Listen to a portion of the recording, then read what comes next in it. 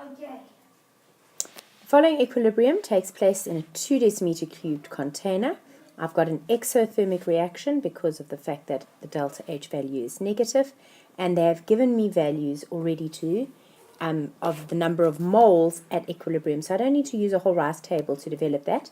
Then says calculate the Kc value. Well, Kc is not the number of moles. You need to divide each of those by 2 in order to get your actual concentrations, because that's just the number of moles. And then you're going to say, remember to write the actual expression, because that could be worth marks if everything else goes pear-shaped. You just need to put that in and then raise to the coefficient and substitute in your values. It's 2,25 squared divided by 0,25, 0,5, and you land up with an answer of 81. How would the following changes affect the equilibrium concentration of Y? In other words, the concentration of the reactants. And the first one is our increased temp. What does increased temp do? It always favors the endothermic. And in this case, the endothermic is the reverse, and therefore you're going to land up increasing the amount of Y. Then it says the addition of helium gas. Now, helium is a noble gas. It does not react with anything. At constant volume, all that does is it increases the pressure. And an increase in pressure is going to be 3 gas moles on the left, 2 gas moles on the right. So it's going to favor the forward reaction. And therefore, in favoring the forward reaction, it's going to decrease the equilibrium concentration of Y. How would the equilibrium constant be affected by the following changes? So we're back to our increasing our temperature. We have favored the reverse reaction, and therefore if we favor the reverse reaction, we are going to decrease. So reverse was favored for the reasons above. So we are going to decrease Kc. What if I added a catalyst? The equilibrium constant is only affected by a change in temperature, so the addition of a catalyst will have no effect on the equilibrium constant. And in fact, it won't have an effect on the equilibrium, it only affects rate. What will happen to the value of Kc if the pressure on the system is increased? And again, remember, it's only temperature that changes it, so absolutely nothing is going to happen, only temperature changes Kc. Only temperature change causes a change in Kc. Now I've got this situation over here. We are asked to consider the following reversible reaction. The experiments are repeated 3 times under different conditions. Each time I'm putting the exact same amount of reactants in, and I've got the same size container. This is at 500 degrees. This is at 600, so it's hotter. Suddenly what I do notice is that the concentration changes take place much faster, and it would appear that equilibrium is reached faster. And you then have got, in this situation over here, we've got different conditions than graph A. We don't know what those different conditions are, but we do know that we land up with exactly the same amount of product. It just seems to happen a whole lot faster. What factor is responsible for the difference between graph A and graph C? Well, we've got considerations. It might be pressure, but we've got 2 gas moles on the left and 2 gas moles on the right, so that's not going to change the equilibrium situation, and it's not going to land up with exactly the same concentrations, because you're going to actually have landed up lowering or increasing the concentration by compressing that or changing its volume. So it's not going to be the pressure. However, what we do notice is we land up with exactly the same concentration of products, but it just happens faster.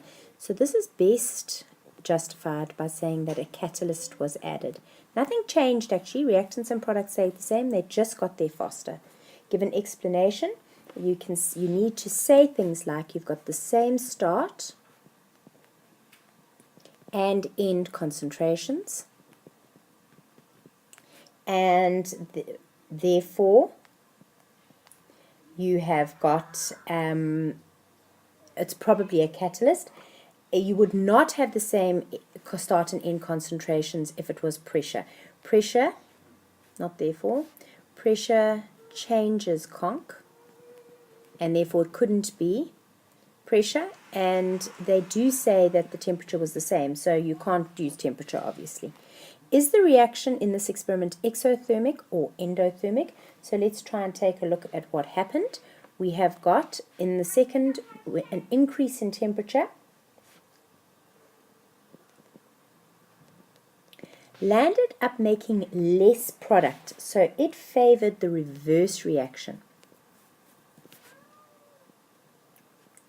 I've got 0.38 moles instead of 0.4 moles, so it's favored the reverse in terms of less products, and an increase in temperature always favors the endothermic reaction. So the reverse reaction must be endothermic. What does that tell me? It tells me that the forward reaction must have been exothermic. Use the supplied information to get a Kc value at 500. So let's start working that out. I think I'm going to go with the rice table. And I'm going to say 1 is to 1 is to 2. I started with 0.5 of both the reactants. I've got no product. I consume no product. I know there's a link over here. I'm going to have volume. I'm going to have concentration. At the end, I have a concentration of product that is equal to 0.4. So I can put the 0.4 in there, which means I get 0.2 in there and 0.2 in there. That means that's 0.3. They do tell me that this all took place in a 1 decimeter cubed container, so I can get my concentrations quite easily. And then it's Kc, and don't forget to write the expression for Kc so that you can at least get some marks. Don't just try and substitute. And then show H2 and I2. Neither of them have a coefficient, so it's fairly easy. I substitute in those values. It's 0.4 squared over, and it turns out it's 0.3 squared as well, and that becomes 1.78.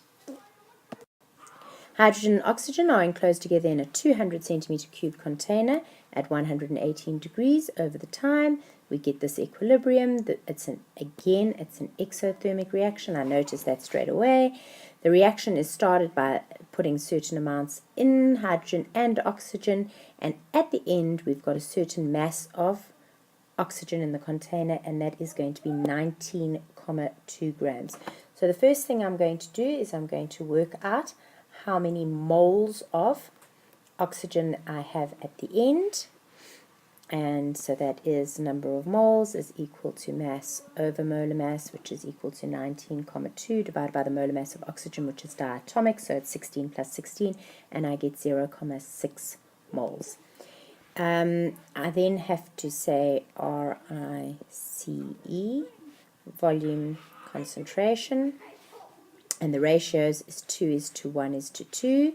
I started with 0.8 of both reactants. Obviously no product. I didn't use any product. There's a link between consumed of reactants and equilibrium of product.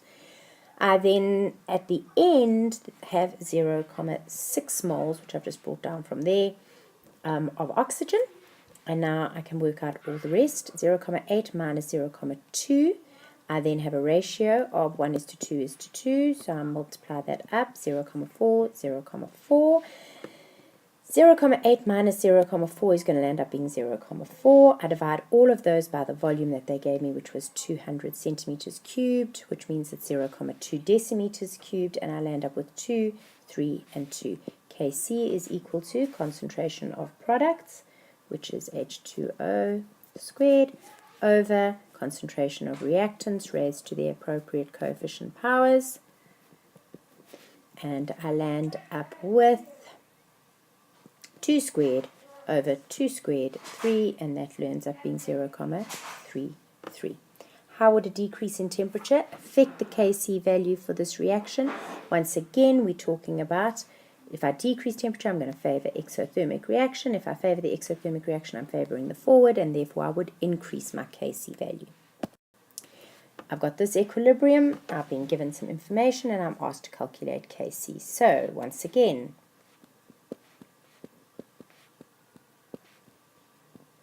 I plug the information in. I've got a ratio of 1:3:2. I start off with 9 and 15. They give me that information.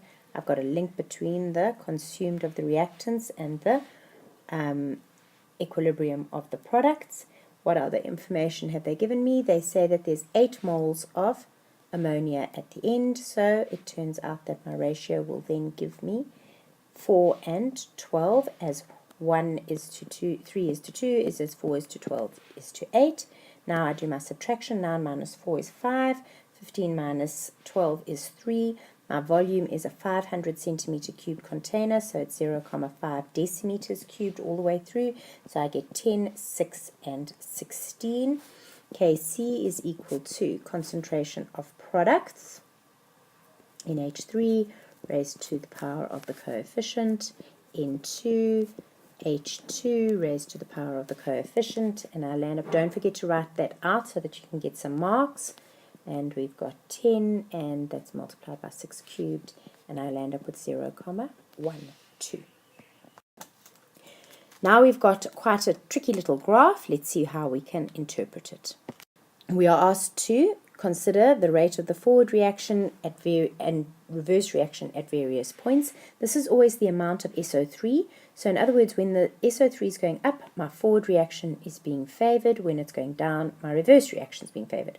So in OA, my forward is greater than the reverse. At BC, I am doing exactly the opposite. So the reverse is going to be less than the forward. Hang on, how am I doing that? I'm doing it the other way, sorry. Jog that way. The reverse wins. There's more reverse. And finally, at the point DE, there's an even keel, so the reverse is equal to the forward reaction. If the rates of change, if the changes in the graph from B to D are due to temperature, at what point is the temperature the lowest? So now let's just think about this. This reaction is going to be an exothermic reaction, and therefore I am going to, when it's cold, I will have the most SO3. So this is my coldest point. Let's use another color. That's my coldest point, and that's my hottest point, if the differences are because of temperature. So it says, at which point will the temperature be the lowest? And that is going to be true at point B. Why? Because the forward reaction is exothermic. Low temperature favors the exothermic reaction, and therefore I've got the most SO3, in other words, the maximum forward reaction at that point. Looking at 5.1, what if that was the changes? At what point would my Kc value be the greatest? I need to favor forward reaction. To have a great Kc value, I'm favoring forward. And where's the forward reaction most favored? At the highest point of SO3. So again, it's true at B. And given explanation, a big Kc is when we are favoring the forward reaction, which is favored by lowering the temperature. If the changes were due to pressure, at which point is the pressure the lowest? Well, we've got 3 gas moles on the left and 2 gas moles on the right. So if I have high pressure, this will be a high pressure point. Why? Because I'm getting lots of SO3 at the least gas moles, and this is going to be my low pressure point. So let's see what we're going to say. So at which point would the pressure be the lowest? At point C. And what is the reason? The low pressure favors the reverse reaction since there are more gas moles. Let's write that out. Low pressure favors reverse.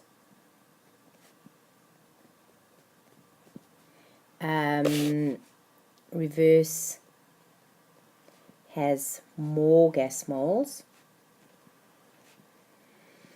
And I can just say 3:2, something like that. And therefore, least SO3 at C.